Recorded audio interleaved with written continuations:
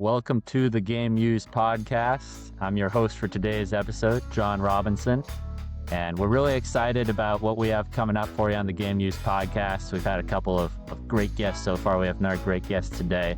Before we jump into the podcast, I want to talk for a minute about the fact that the Game Used podcast is brought to you by Resolution Photo Matching. If you ever have a game used item that you're interested in submitting for photo matching, just go to our website, resolutionphotomatching.com, or email us at info@resphotomatching.com, and we can talk to you a little bit more about the submission process.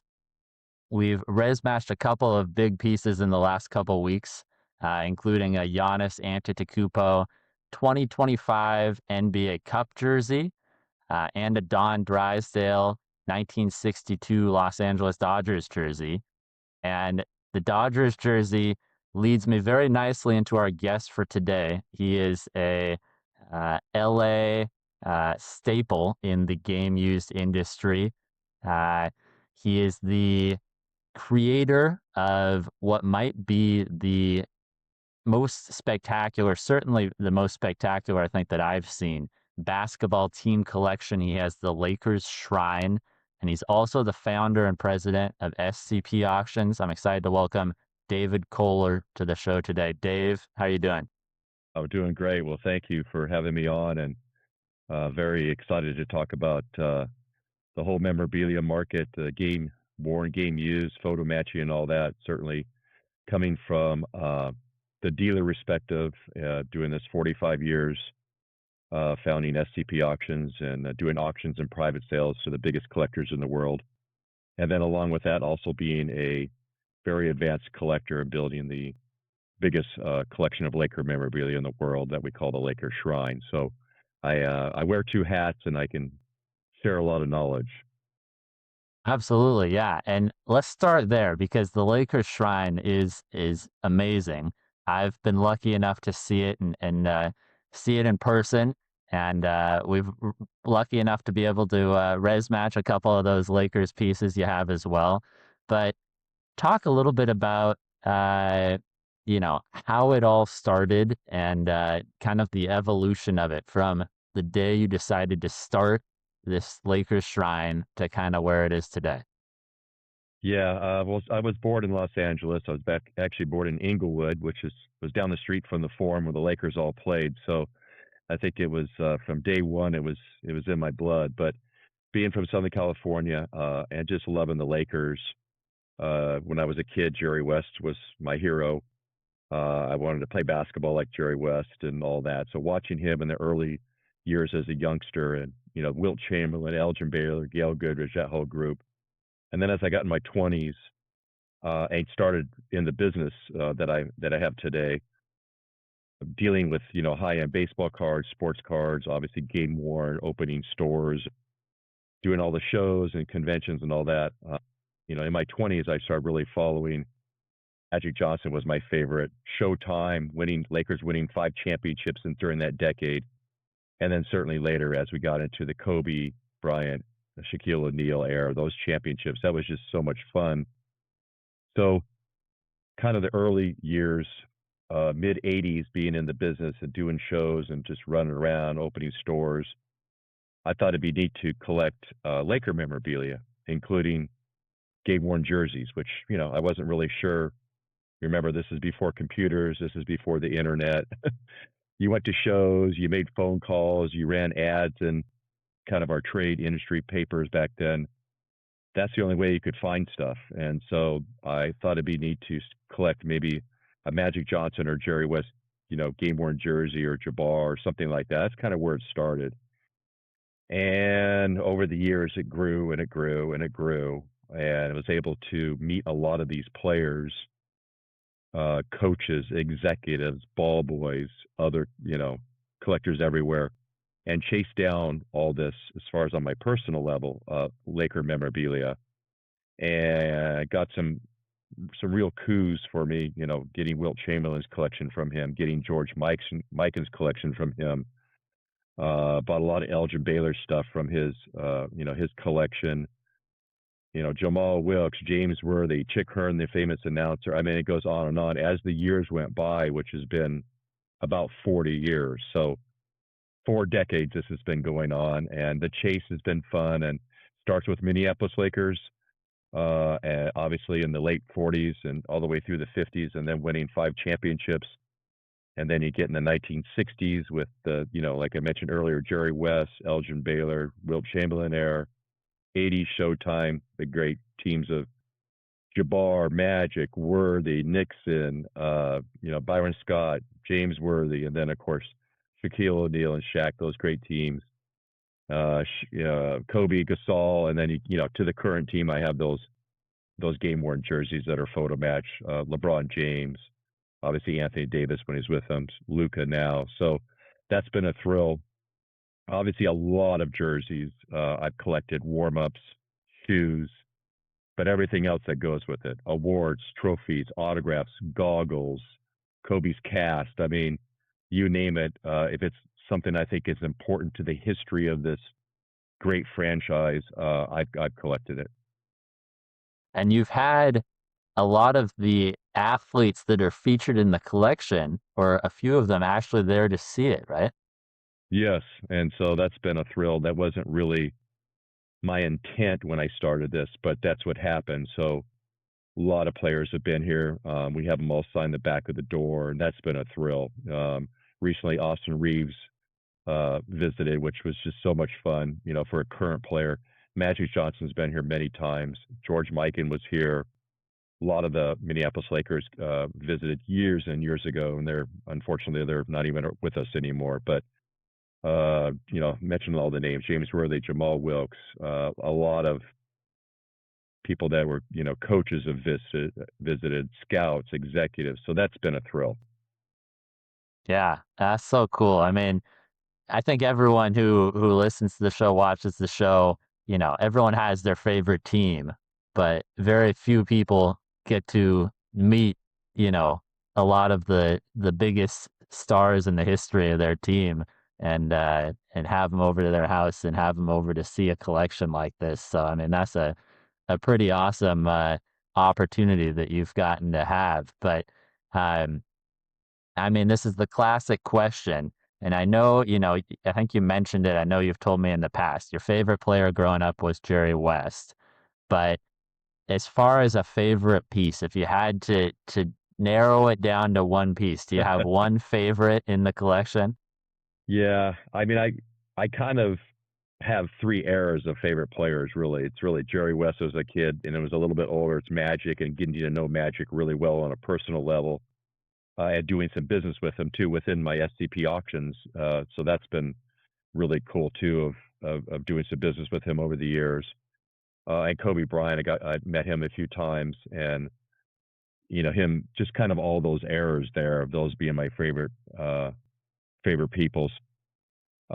It's hard for me to say one piece is my favorite, but I do have Jerry West's rookie uniform, 1960. It's the only one known.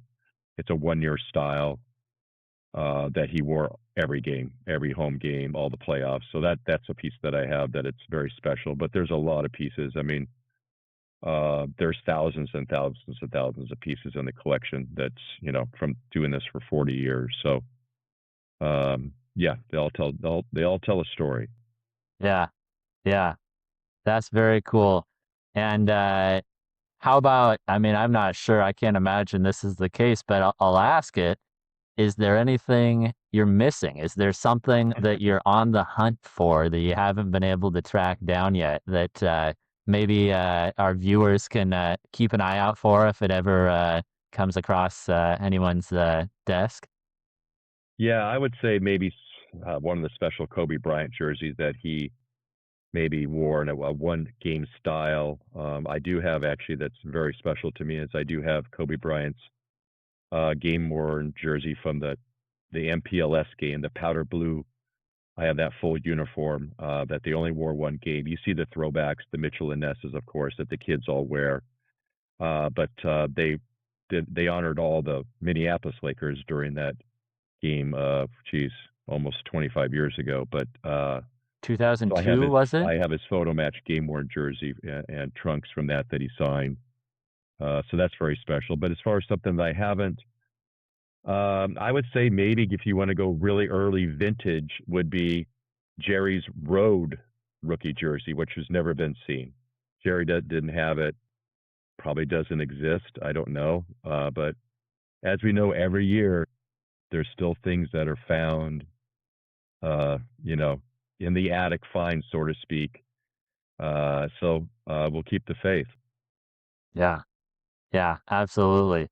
And yeah, I remember that the MPLS jerseys. I think we might have res matched that Kobe. I'd have to go back and look, but Yes, you you know, did. we, yeah, Yes, yeah, yeah, you res matched and that, and I have Shaq's from that game also, which it's really cool. You just see, it's the only game that Kobe ever wore a headband. He wore a gold headband that game. Never wore a headband in his 20-year career other than that game. So,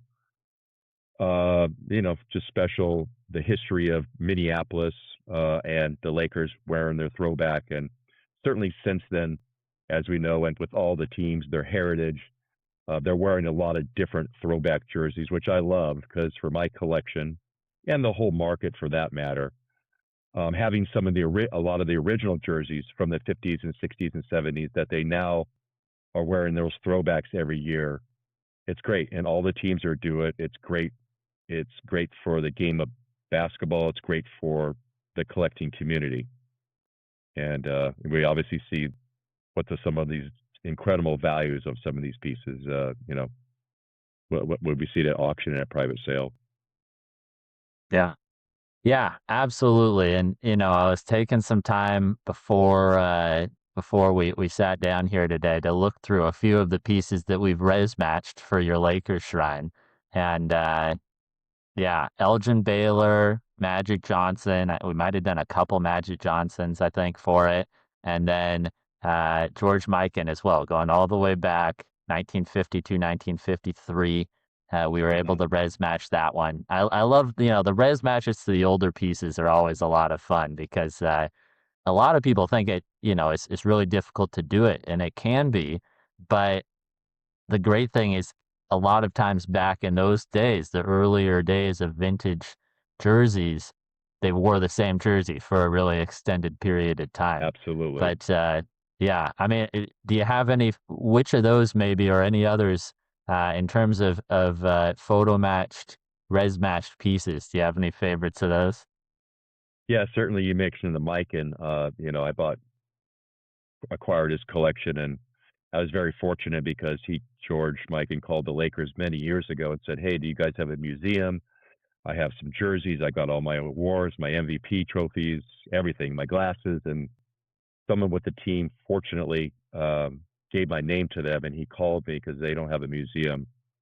Uh, I have the museum, so to speak. But so that was really neat to get the Laker jersey. I got a couple jerseys from, but the one, you guys were able to photo match, and we found some photos. Again, like you said, a lot of the jerseys back then. We know I've heard this from the players. Jerry West told me, we had one home and run road back then. You wore it every game, and a lot of them, literally in the early years when they were on the road, actually wash their own jerseys in their hotel rooms, if you can believe this, like soaked it in the sink and just let it, hang it up on the shower and let it dry for their next game, which is incredible to think about in today's, the way the market is today. We know that they wear a different jersey every game, but that's how it was back then. So if you find that it's not easy, but if you find some vintage photos, a lot of times with the puckering, threads, stains, all these idiosyncrasies that we're looking for, you can find something that you see it's a match there. I know there's like a road Elgin Baylor that I have that's actually his finals jersey from mid 60s. And fortunately, I found a photo. It wasn't even on the internet, but was in my group of, I have no idea where I got it, just over the years. But Baylor was sitting in the locker room of Boston Garden, and it was just the right shot where he was so close to him sitting there where you guys were able to look at it going, wow, there it is with the jersey I have. And, you were able to do the photo match. So, it's always neat when more photos may surface that you're able to then maybe later Yeah. use that image, right? Which you certainly have Hmm. done with your company, that you're like, wait a second, now we can match this jersey. Because it's not Yeah. always easy, as you know. Yeah. Yeah. Well, I appreciate that. And yeah, that is one thing that we're always looking for too, is we're always looking to expand, the databases we have access to and the photo sources that we have access to. And we have about 35 different databases that we use in the resolution process. But you're right, every now and then, especially when it's, vintage photos that weren't previously, put online anywhere or anything like that, sometimes we'll find things. And we have actually an internal collection, and one of those is, scans of vintage photos. There's something that we connect with either photographers, or sometimes it's, just collectors that have collections of vintage type ones or whatever they are. Um, but you're right. When you find that shot that's just right, it's pretty awesome in terms of telling the story. Yeah, it's it can be difficult, and as we know, again, when we're talking vintage here, when they're obviously late 40s, 50s, and 60s, there wasn't tons of photographers shooting all these games like there is today. There's not even video for most of these games, right? So it makes it more difficult to photo match some of these artifacts later. Like certainly, uh, you know, I found a lot of jerseys over the years that are absolutely worn by. I've gotten right from the players, and they are pounded. They've been washed and sweated on. But does that can you find a photo for that? Sometimes you can, and it's easy, and sometimes it's not easy. Even though I know absolutely there's no one could counterfeit this, no one can replicate it. There's just no way. Us in the business, the advanced collectors, we know this stuff. But yeah, it'd be always nice to find more vintage photo collections. That's for sure. Yeah, yeah, we're always adding to our internal database anytime we can. But you're right. Sometimes the right shot just isn't out there, and that certainly doesn't take away from the piece. But it does. The one thing is just the story. That's the great thing about when you have it tied to a specific date through a photo match. The story is just that much more, brought to life, kind of. uh, you were telling some of the stories from the history of the shrine and everything. And, uh, you know, I know you've, over the years, been involved in a lot of different, you've been on different podcasts, radio shows, whatever it's been, to talk about the stories you have. But I appreciate you coming on the Game Use podcast and sharing some of those with us too. Yeah, it's been fun. Just building this collection over the years. Obviously, on my company and SCP Auctions, we do a lot of game worn items. We've done some of the biggest ones in our history. We've sold Babe Ruth, you know, jerseys, Lou Gehrig, Mickey Mantle, of course. We've had some incredible pieces over the years within that, along with everything else we do, right? Some of the rarest baseball cards and all the autograph world. So we've had some of the finest bats, including the bat that Babe Ruth hit the first home run out of Yankee Stadium in the grand opening game in 1923. So, the whole gamut. We do a lot of different categories. Jesse Owens gold medal, Olympics, boxing, baseball, football, certainly basketball, all of that, and along with obviously the rarest cards that are graded by all the grading services. Yeah. Yeah, and I have a bunch of questions we'll get to about SCP auctions and that journey as well. I'm excited to ask you about those, but tell us a little bit while we're still on the Lakers shrine here. I can see a few pieces hanging up right behind you. I don't know if it's something where you can, maybe not a full walk around, but can you tell us what's behind you, or is there anything you can kind of show the people watching? Well, I think this one up here that's Kobe Bryant's game worn jersey up there. So that's number 8. So obviously that was the first 10 years of his 20-year remarkable career, 5 championships. So that's Kobe's. Just different warm ups. Could be some All Star jerseys. I also collect the All Star jerseys of Laker players. So I have photo matched a few Kareem Abdul-Jabbars, James Worthy, some of the early guys. So those have been kind of fun to collect also. And I love warm up jackets again, especially the vintage. Jerry West having like his first year warm up jacket. There's another style that's a fleece with a cape off the back. Um, there's a satin jacket that they had, whether it was blue. They wore the blue and white during the sports arena years. And then when they moved to the form and Jack Kent Cook bought them in 1967, that's when they went to the purple and gold that we know today. So I have, Chamberlain, I have Baylor's, I have West, I have those satin jackets, game worn. All that stuff is so rare. Just, you'd be happy just to have one of the players that was there for a couple of years. And I have those too. It's not that I only collected the biggest Hall of Famers or anything like that. But yeah, all those different styles are always kind of cool as you try to fill out your collection. When you get that extensive. Yeah, very cool.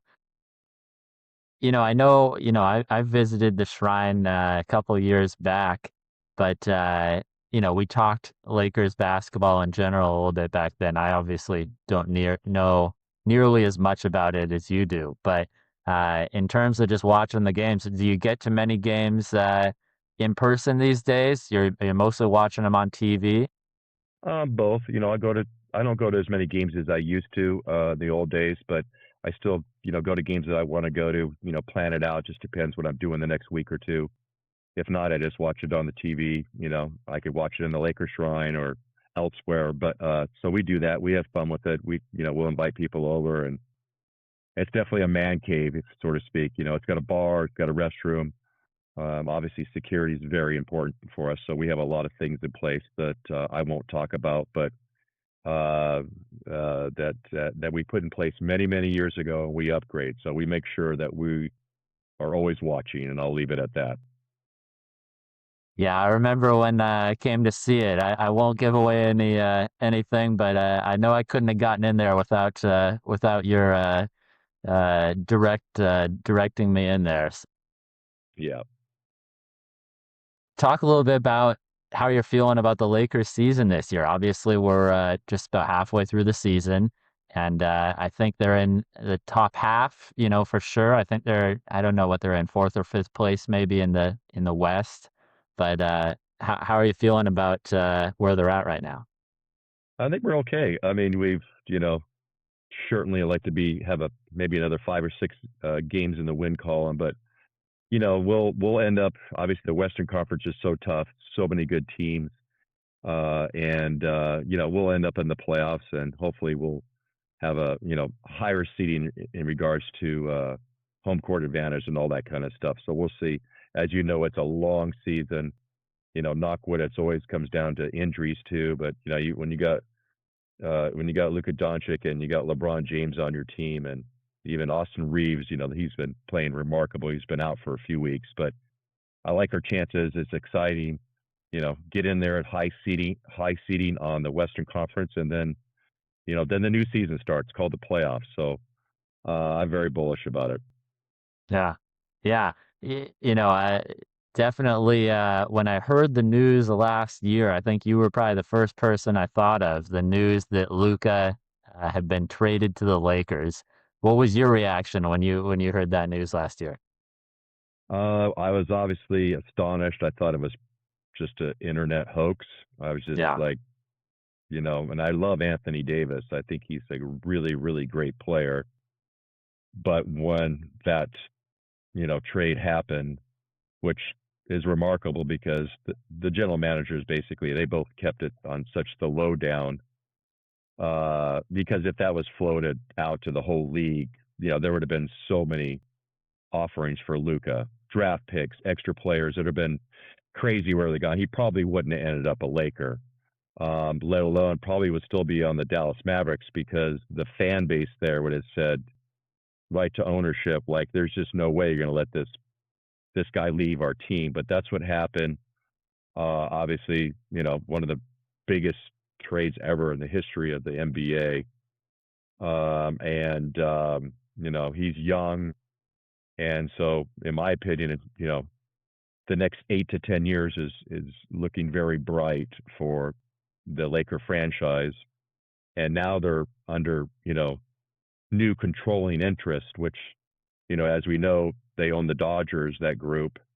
The Buss family, sold the control. They still own some of the team, but I'm very excited about that because this ownership that owns the Dodgers, obviously they just won back-to-back World Series, but they, when in time, the group that owns the Dodgers that now has controlling interest of the Lakers, just happened this last few months, they will not hold back on doing the efforts and the money to put together the best team that they can. Now, we know there's a salary cap within basketball, and you can pay a little bit of payroll tax, but they can spend as much money on everything else that they want: scouting, equipment, travel, you name it, whatever it is. They did that with the Dodgers when they bought them in 2012, and we've seen what they've done in the baseball world. I feel this is what's going to happen with the Lakers in the next 2 years, and then 4 or 5, the next decade. They will go put together the best, whatever they have to, they'll do it. And they're not about like, oh, we're going to do all this and then we're going to put the team up for sale. No, they're just like, this is what we do. It's legacy. And so I'm very excited about that. Um, and when you do that, then other players want to come play for your team. Because if you're getting the same dollars here and the same dollars here and the same dollars here, a lot of the other extra stuff is what might make you and your agent say, no, we'll go to that franchise. So we'll see how this all rolls out. But I'm very excited about it all. Yeah, I mean, it's yeah, you've obviously seen the success of the Dodgers, and like you say, now it's that same group. It's definitely a good time to be an LA sports fan, I would say. So, Yes, you're yes. definitely lucky in that regard. But yeah, one other question I had, and then we'll move on from the current Lakers team. But LeBron James, obviously, one of is always, classic GOAT conversation. When he came to LA, obviously second half of his career, so it wasn't, the Cavs, the Miami Heat, LeBron necessarily. Still put up fantastic numbers, but in terms of all-time Lakers and in LeBron's Lakers years, where would you rank LeBron in terms of all-time Lakers? Well, it's hard to do that because he hasn't, he came to the Lakers in 2018, I think. So he hasn't been there. He hasn't played for 10 or 20 years like Kobe Bryant or Magic Johnson, or Kareem Abdul-Jabbar or Jerry West or Elgin Baylor. I mean, that's hard to, coming from the Lakers side of this, that's kind of hard to say that as him as an all-time Laker. We did win a championship in 2020, which was great, which, some people dismiss as the bubble, but if you really talk to a lot of NBA players, and I'm not saying Laker players, I'm saying NBA players on every team, a lot of them will say how difficult that was for them to have their head in the game after having to live in, at Disney World and not seeing their family, and, kind of, everything had to be back to your room. And it was so upside down. So some people, even though it was a shortened season, may dismiss that championship. But of course, me as a Laker fan, I don't. And I know what other players that are professionals that were not on the Lakers said how hard it was. So, especially mentally for the players that year. So the Lakers, you know what? They did it. They won. So with LeBron, um, but Kobe had 5 championships. Magic 5. We can go down the line, right? Jerry West only had 1, but Jerry was a Laker for his whole career. Magic Johnson was a Laker for obviously, Kobe Bryant, 20 years, a Laker. So there was not these other teams. LeBron was on the Cavs, he was on Miami, the Lakers. So it's kind of hard to answer that, you know, when you say, is he one of the best Lakers that's ever played? Sure, all time, you can't really say that, in my opinion. You don't have that. He has most of his champion, with other teams. So That definitely makes sense. But yeah, it was a matching of two, obviously, LeBron and the Lakers, who I think is hard to argue are anything other than the top franchise historically in the NBA. And so it's quite a pairing, no doubt. But yeah, it's he doesn't have the duration with that team. the But other thing I wanted to add too, just one other note yeah, about the future of the Lakers yeah, is this the Buss family did a remarkable job. Jerry Buss and Jeannie Buss and all the things. I mean, Jerry Buss was a pioneer owner. We don't have to go on a tangent on everything that he brought to the game that's used today by all the teams. But this new group is, they're, we know that basketball is beloved internationally. This new ownership is going to make the Laker franchise even more, highlighted or desirable worldwide because they have Luca. They just know how to go about doing this. I yeah. mean, look what they did Obviously, with the with Dodgers, they did Otani, with Shohei. with Otani, Yeah, right? yeah, And so this hasn't even started yet, but just wait. Let's have this conversation 5 years from now. yeah. How about they take on, one or two more teams, maybe add the Mariners to their portfolio. How about that? I don't know if they can own multiple different baseball teams, but boy, yeah, that would the budget and I know that LA is a little bit bigger than Seattle is, but Seattle's a big city too. And yeah, no, I'm jealous. Is what I'm getting at here. I'm jealous of the ownership group you guys have there and the money that they're spending.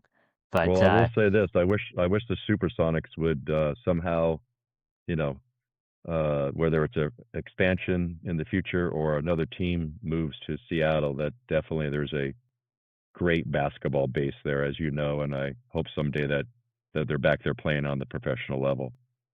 I appreciate that. Yeah, I mean, certainly we've been waiting a while. They left in I think 2008, and we've heard rumblings that the Sonics are going to be coming back.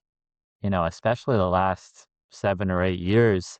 And it keeps being, well, it's right around the corner. The announcement's right around the corner, and nothing there yet. But hopefully, we'll see. Maybe in the next couple of years, the announcement will come, and then it would probably take, I don't know, 2 or 3 years after that to actually roll it out. But but yeah, I mean, baseball was always my top sport, but basketball was right up there with it, probably as my number two sport. I've and I know you have as well, played basketball all your life recreationally as you've gotten older, and I played competitively when I was younger and recreationally through today, and yeah, we missed the Sonics. There's no doubt about that. So But hopefully that'll you guys will get a team here in a yeah. short time. Yeah. But we were talking about the Dodgers a little bit. We got to get to another big matchup we have coming up. You're in LA and your football team, of course, is the LA Rams, and I'm in Seattle and my team is the Seahawks. And yeah, what a season it's been, for both those teams. I haven't obviously watched as many Rams games as Seahawks games, but yeah, the head-to-head matchup, there's obviously was two in the regular season, and they were both hard-fought games. And now we have number three in the trilogy coming up this weekend, the NFC Yeah. Championship, Rams against the Seahawks. So I can't. I'm gonna be rooting on the opposite side of you on this one, Dave. Okay. It's going to be a great matchup. Playing up there, and I'm super excited to see who's one of these two teams is going to be going to the Super Bowl. So, and I actually have a connection to. I'm a big Sam Darnold fan, which is obviously the Seattle quarterback. I actually coached him in because he's from our area. I coached him in basketball with my son for a few years and All Star and all this and that. So I know him. We belong to the same golf club down here, and he's a really good person, and he's been to the Lakers shrine. So he's been here. He knows what that is. He came here when he was very young, also. So there's a connection there. But I'll be usually I'm rooting for him, but this Sunday, no, I'll be rooting for the Rams. But anyway, I'm sure it'll be a great game. Yeah, that's awesome. Yeah, I mean, another person who has visited the Lakers shrine. It seems like if you're an elite athlete or someone who has connections in the LA area, I mean, that's the top ticket, no doubt about it. But yeah, no, it's yeah, I'm sure it'll be a great game. I'm excited to see. I'm feeling good. I gotta say, I'm feeling good about the Seahawks' chances. They won the last one, and I don't know. I'm feeling pretty good, Dave. Well, I'm not really worried about it. So I think we're gonna see LA up at Santa Clara for Super Bowl Sunday. Yeah, I don't know. We'll have to wait and see. But yeah, no, it's been an awesome season. I mean, I'm just obviously the hobby, the collectible side, but I watch a lot of games, especially baseball, football, and not as much basketball these days without having the Sonics. But what a great sports year it's been. It seemed like the last 12, 16 months.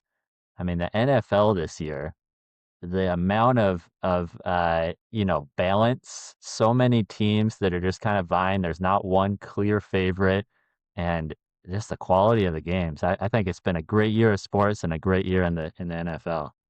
Yeah, no, it's the playoffs have been, most of the games have been pretty close. Not all of them, of course. And I mean, the World Yeah, Series the that we just had was 49ers, they had a little trouble last week, but what can you do? injuries. Yeah. But the baseball, this World Series was incredible.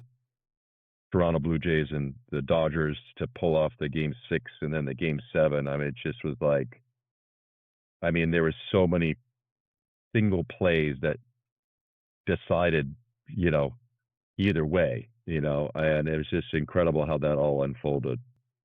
Yeah. No, it was yeah, that World Series obviously the Mariners made it to the championship series. That was as far as they've ever made it. But obviously, we were really upset when they didn't make it in that game 7 of the championship series.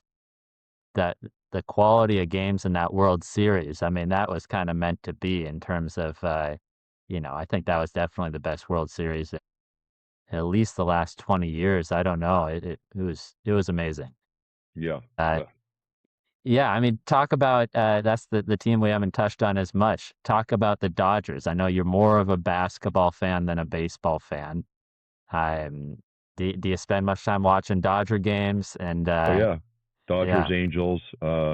We do a lot with obviously in the business SCP auctions on the baseball end. Dodgers centric, of course. We've sold a lot of state collections for a lot of the players. As we mentioned, Don Drysdale's jersey you photo match recently. Well, we did his collection a long time ago for his family. Had a bunch of his game worn jerseys, flannels, including his rookie 1956 Brooklyn Dodger home full uniform. But a lot of the names: Steve Garvey, Bill Russell, Pee Wee Reese, and then we've held Kirk Gibson's collection, including the uniform that he wore when he hit the famous home run in the '88 World Series, the bat, and all this stuff has been photo matched. The bat that he hit the home run, and of course, recently we've done a lot of the milestone baseballs, especially for the Dodgers. Whether it's Otani, we had both baseballs from Game 7, Will Smith home run, and the Miguel Rojas that were in Toronto. We got those baseballs with all the documentation done, and of course, provenance and all the things that we do, right? Affidavits and everything we have to do, right? Polygraph tests. Last year we did uh, the Freddie Freeman walk-off Grand Slam baseball from Game 1, which was the first walk-off Grand Slam in the history of baseball, a World Series, sorry, going back to 1903. So, yeah, we do a lot of things on the Dodger end, let alone all the teams. It's just whatever it is, we're gonna, if it's a vintage, game-worn Mickey Mantle jersey, yes, my company's going to be handling that. Yeah, absolutely. I mean, we've with Resolution, we've done a lot of work on a lot of pieces over the years, but you guys have been around a lot longer.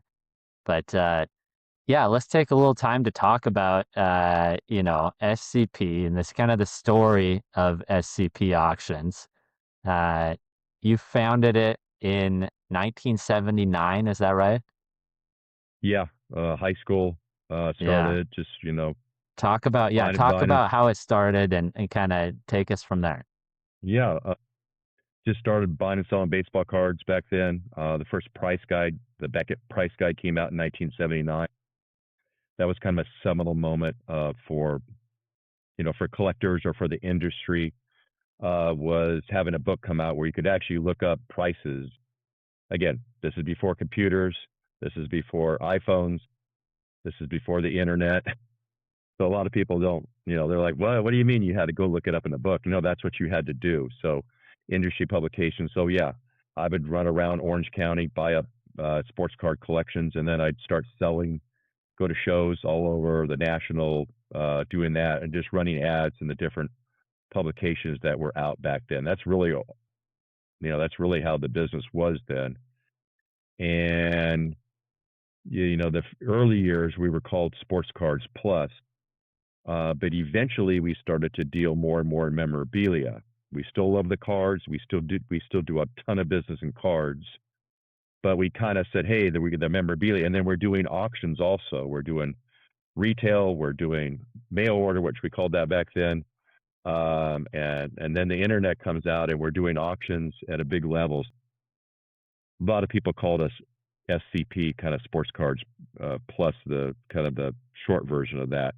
So we decided to, morph into SCP auctions because we were doing so many auctions, along with helping people privately, obviously, with their collections, and that's what that became. And we started doing more and more memorabilia, doing a lot of the collections, like I mentioned earlier, for the actual players or their estates. Whether it's the Jesse Owens family or it's the Babe Ruth family, the Willie Stargell family. I mean, we can go out Don Drysdale, I mentioned, let alone collectors that maybe collected some of the greatest, sports cards and built some great collections, and maybe they want to sell them 10 years later or 20 years later, handling all that. So that's kind of was how it all started. Yeah. Yeah, very cool. And obviously, you made that transition. I mean, from going from a card shop to auctions, how soon did you start doing auctions after just kind of got the card shop going? I would say it was probably about 8 years later or so, maybe a little less than that, 5, 6 years later. We would do phone auctions again, no computer yet. So people would call an 800 number and say they're bidder number 100. I'm bidder number 103. I'm bidder 189. What's lot number 4 at? What's lot number 18 at? And that's how it kind of started before, again, computers and auction programs and all of that we have today that makes it a lot easier and more efficient. But that's where it started. And I think some of it is I'd help collectors, put together great card collections or even some memorabilia collections. But then later, if they did want to sell, remember a lot of people kept their collections for 40 years or 25 years or whatever. But some did sell later, and they ended up going to an auction. I'm like, oh man, we helped them with this, but we can't.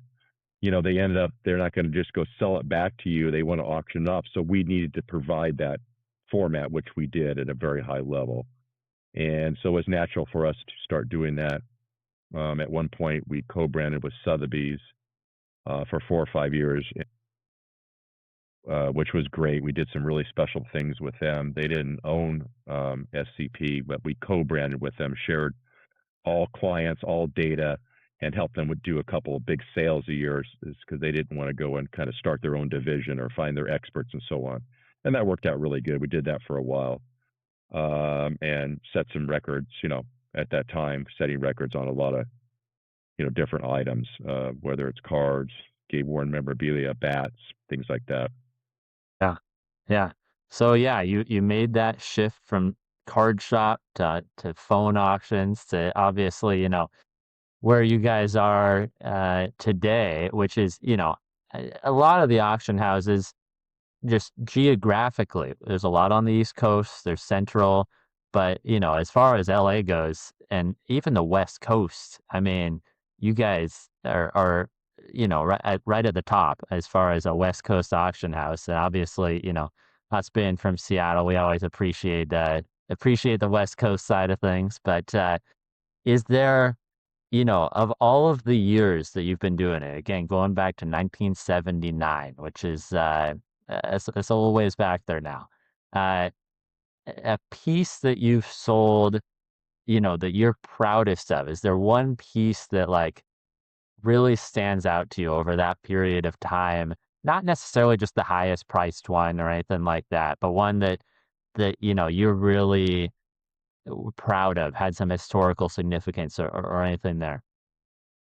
I mean, there's a few. It's hard for me to give you one, but one I'll give you.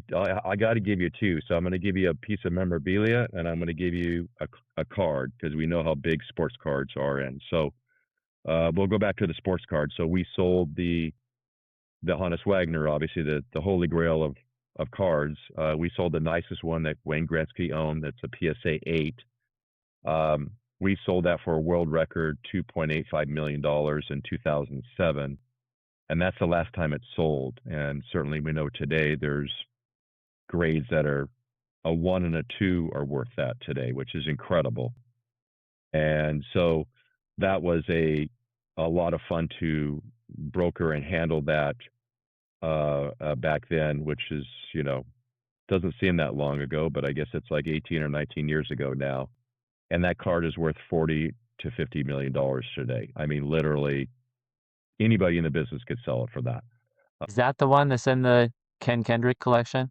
Yeah, and it's Yeah. known that he bought it from us, and Yeah. he's obviously showcases it and lets people know about it, and it's been at the Baseball Hall of Fame on display. He's very upfront about sharing that with everyone, and it's incredible that so handling that was obviously one of the highlights.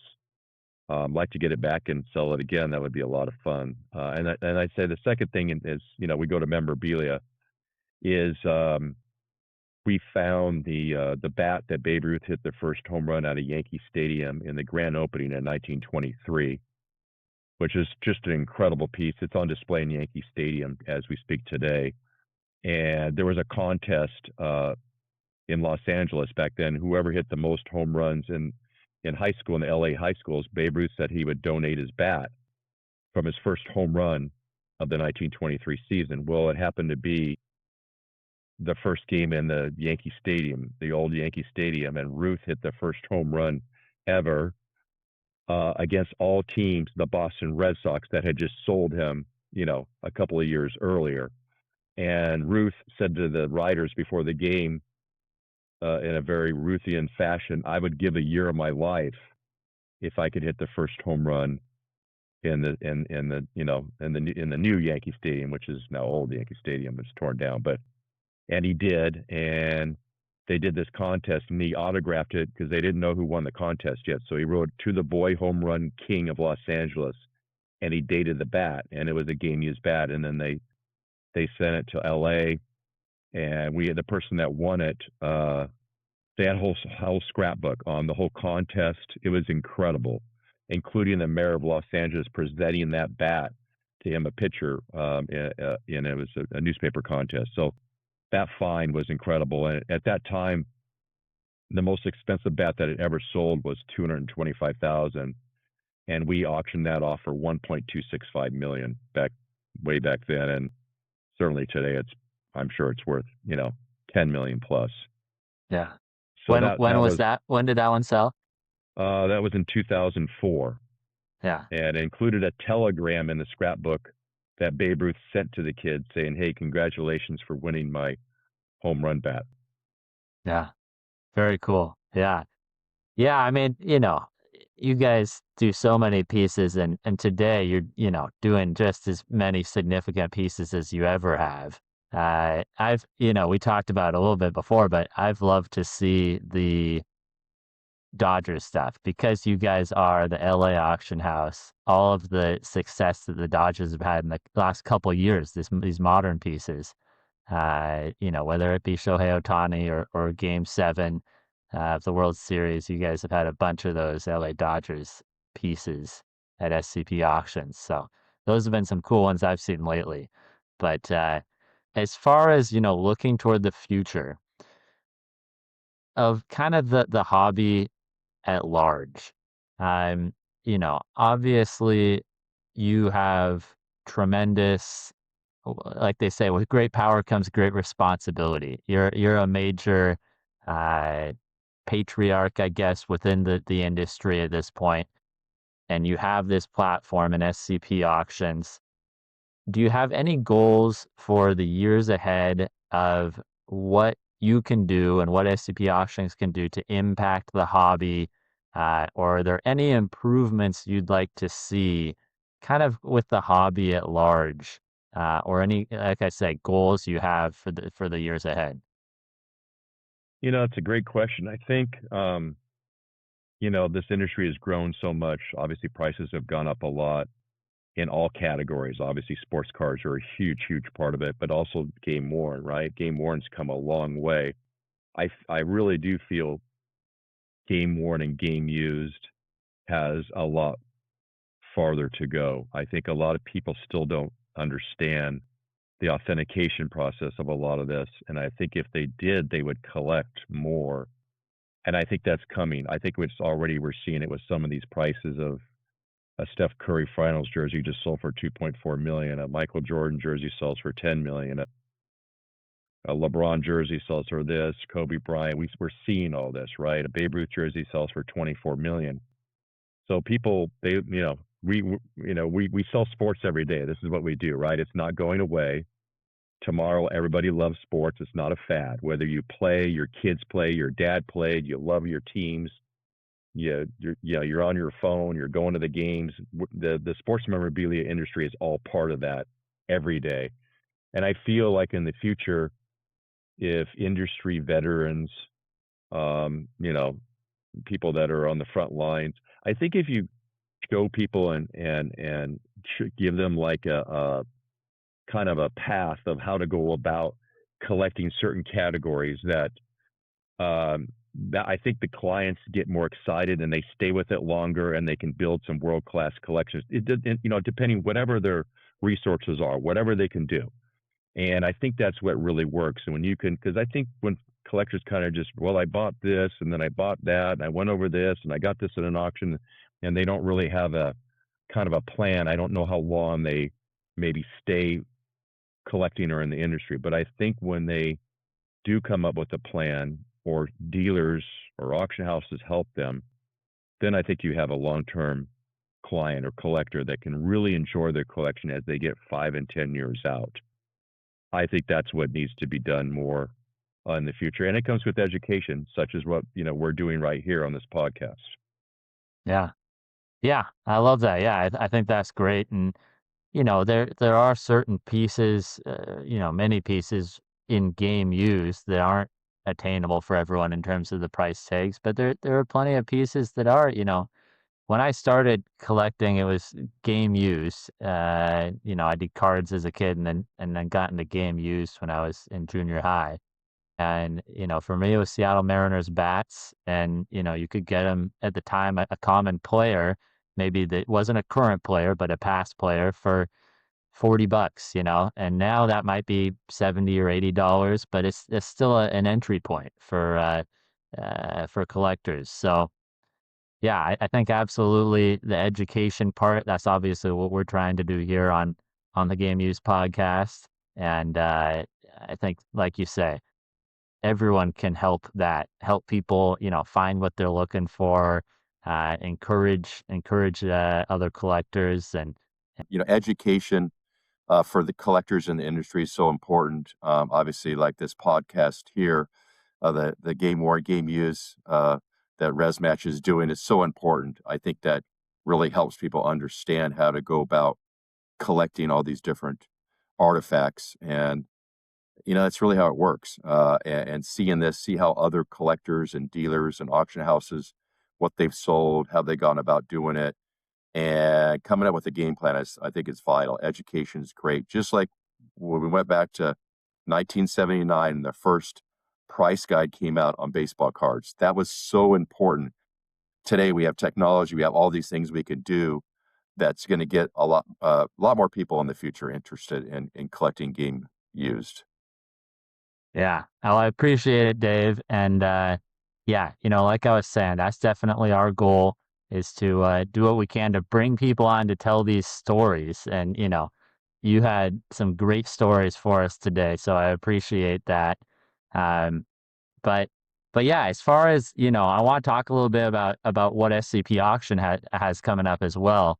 Um, the Novak Djokovic racket. Uh, I'm really happy we were able to work on that for you guys, and we were able to make a resolution photo match to it. And that auction is running right now, I think. Does that go? I have it up in front of me here. That's till the 31st. Is that right? Yeah, it runs through the 31st. It actually opens the next day, but Okay. no, yeah, Hasn't quite started. we're gonna get a bunch of publicity on this. We really feel that this racket, from 2012, you guys did the photo match. We think this is going to set a record. We really do, for tennis artifacts. The photo match, how important this match was, Australian Open, went close to 6 hours, I think. It was incredible. When you go look at the YouTube of the match, and he handed the racket to this person from France, and they consigned it to us. So it's really special. It's got all the paperwork. It's got the provenance. Res Matches is matched it. I think the record for a racket or any tennis artifact is 173,000 or something. I have a feeling that this is going to set a whole new bar when everything is said and done. Yeah. Yeah, that's awesome. I'm excited to see as well what that price ticks up to there at the end. But um, anything else you want to talk about coming up in terms of anything the SCP Auctions is getting ready to auction off, or what the next auction is coming down the pipe? Nothing in particular to mention. We're always working on things. We've got some deals coming down the pipeline that I can't really put out there as public knowledge yet, but there's great stuff out there. We're always getting things in, running these auctions, doing private sales, helping collectors with their collections. We're always there to answer questions like we've had in this podcast. We've been doing this a long time. We know how to go about doing it. You guys do a great job on res matching, photo matching these artifacts so that everybody knows that this is what it is. Whatever it's selling, the paperwork's there. There's the photo. It's forensic. It is what it is, right? So that makes it go, and then people are all interested in collecting, whether it's a game used uniform or a tennis racket, a bat, shoes. All the different categories of sports memorabilia. It's great. You guys are doing a great job. Yeah, well, I appreciate that. We've been involved in some of the other record pieces for some different sports over the years, and so now hopefully one will get set for tennis here. So, Absolutely. Yeah, I appreciate it. Well, I want to, as we close things out here, thank everyone who's listening and watching for taking the time to be with us here on the Game Used podcast. We'll continue to be with you on Thursdays going forward. And Dave, once again, thank you very much for being the guest today on the show. Thank you so much. I've enjoyed it, and happy collecting.